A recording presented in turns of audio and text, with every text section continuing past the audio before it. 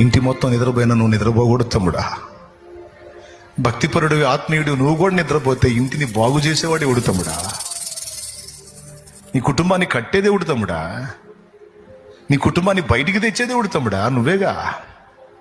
కష్టపడినా, నిలబడినా, భక్తి చేసినా, శక్తి చూపినా, కుటుంబ శ్రేయస్సు కోసం గోజాడిన నువ్వేగా తమ్ముడా. నడుంగట్టు తమ్ముడా. ఇంటికి దీపము చెల్లెమా, ఇంటికి దీపము. కన్నీరు గార్చు దేవుడి ముందు.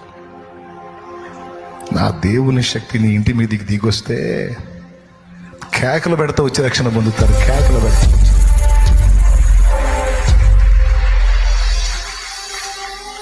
సిద్ధపడి ప్రార్థించండి. సమాజాల్లో సేవకులారా, గ్రామాలు, పట్టణాలు, ప్రాంతాలు కదలాలంటే మాటలు కాదు,